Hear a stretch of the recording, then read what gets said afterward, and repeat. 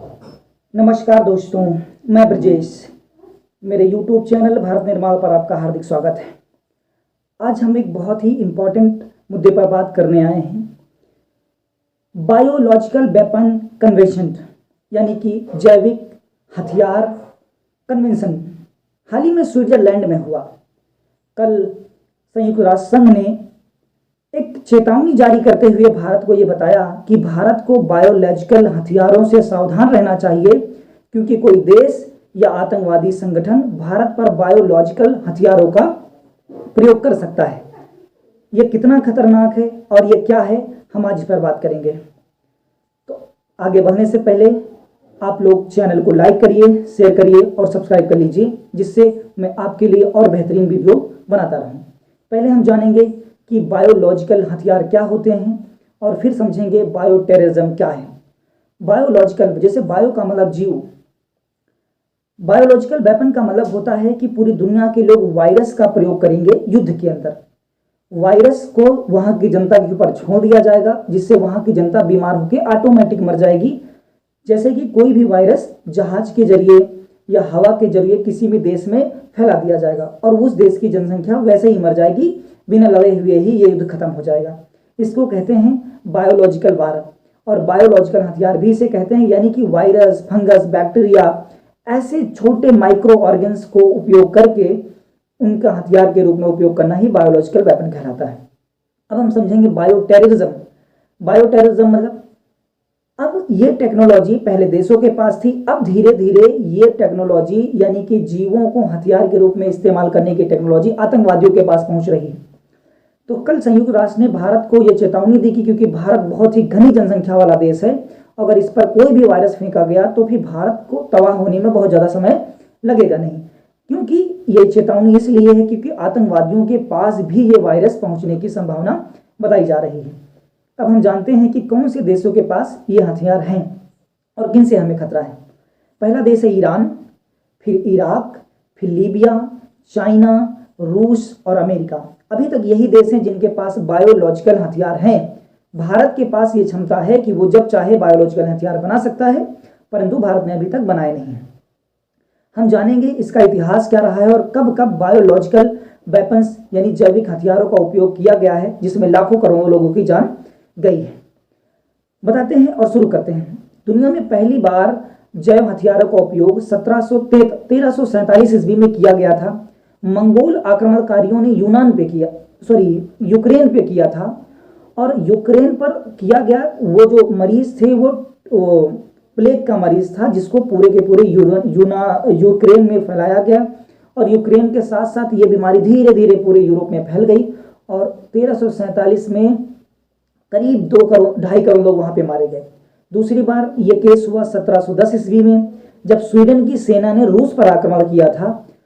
तो रूस के घर थे, वहां की दीवारें थी, उस पर प्लेग जो बीमारी है, प्लेग का वायरस है, पेस्टोरा पेस्टिस, इस वायरस को वहां की दीवारों और सड़कों पर रगड़ दिया गया, जिससे वहां के लोगों में धीरे धीरे टच में आया और करीब करीब रूस के 1/3 हिस्से को ही खा गया, और ज्यादातर आबादी वहां भी इस बीमारी से मारी गई। एक्चुअल में ये एक हथियार है जिसको हम बीमारी के रूप में देखते हैं, दुनिया दूसरे देशों में फैलाती है और वहां की जनसंख्या ऑटोमेटिक गरीब होके, बीमार होके मर जाती है। तीसरा केस आया, ये बहुत ही दर्दनाक था, 1763 ईस्वी में रेड इंडियंस पर यह उपयोग किया गया था। रेड इंडियंस आपने किताबों में पढ़ा होगा। रेड इंडियंस जो थे दक्षिण अमेरिका के रहने वाले थे, और यहाँ पर जब इंग्लैंड के लोग गए राज करने के लिए तो वो उनकी रास्ते में बाधा थे, क्योंकि रेड इंडियंस जंगलों में रहा करते थे, आदिवासी थे। तो अंग्रेजों ने उनको एक कंबल बांटा। कंबल एक्चुअल में जहाजों से कंबल जंगल में फेंकवा दिए गए, और उन कंबलों में चेचक वायरस जो था, चेचक के वायरस कंबल में लगा दिए गए थे। जब उन आदिवासियों ने उन कंबलों को ओढ़ा तो कहा जाता है कि करीब 1.5 लाख आदिवासी इस बीमारी से मारे गए, और ब्रिटेन ने इस तरह से 1.5 लाख आदिवासियों को मार दिया। और भी बहुत सारे केस हुए। अब मैं बात करता हूं पहले विश्व युद्ध की।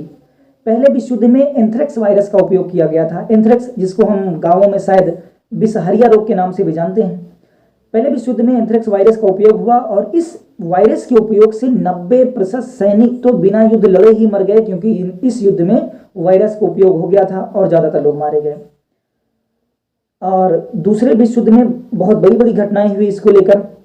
दूसरे विश्व युद्ध में पहले बार जो टीबी का वायरस था, टीबी के वायरस को अमेरिका ने कोरिया पर छोड़ दिया। कोरिया पर जब टीबी का वायरस छोड़ा गया तो करीब ऐसा माना जाता है कि आधी आबादी टीबी की मरीज हो गई और ऑटोमेटिकली ही मारे गए। दूसरा हथियार भी अमेरिका ने इस्तेमाल किया, जिसको हर्बिसाइड वारफेयर कहते हैं। यानी अमेरिका एक बैक्टीरिया को लेकर गया और जो भी उत्तर कोरिया का हिस्सा था उस पर पूरी तरह से उसकी फसलों पर एक वायरस को गिरा दिया और वहां की पूरी फसल खराब हो गई, जिससे बाकी लोग वहां भूख से मारे गए। तो इसीलिए वहां पे आज भी जनसंख्या बहुत कम है, क्योंकि वहां करोड़ों लोगों को पहले ही मार दिया गया। आते हैं दूसरे विश्व युद्ध पर। दूसरे विश्व युद्ध में जापान ने चीन पर कॉलरा के वायरस बैक्टीरिया का इस्तेमाल किया। कॉलरा एक बैक्टीरिया से होने वाला रोग है और इसके इस्तेमाल किया चीन पर। जो चीन के कुएं थे उसमें जापान ने कॉलरा का बैक्टीरिया डलवा दिया और वहां के लोगों ने पानी पिया, जिससे वहां करीब 10 लाख लोग मारे गए थे। बात करते हैं राइस ब्लास्ट की।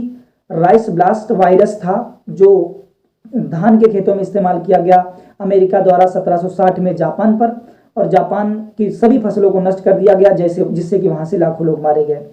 अगला लास्ट है जो सबसे खतरनाक था तक के इतिहास में, उसका नाम है ब्यूबोनिक प्लेग। ब्यूबोनिक प्लेग का इस्तेमाल जब दूसरे विश्व युद्ध में किया गया तो ये इतना ज़्यादा खतरनाक था कि इसने उस समय यूरोप की 6 करोड़ आबादी को मार दिया, और जिस समय की यूरोप की टोटल आबादी 18 करोड़ थी, यानी 1/3 जनसंख्या को ब्यूबोनिक प्लेग ने मार दिया, क्योंकि दूसरे विश्व युद्ध में ब्यूबोनिक प्लेग यानी एक वायरस का प्रयोग किया गया था। तो हमें क्या समझना है?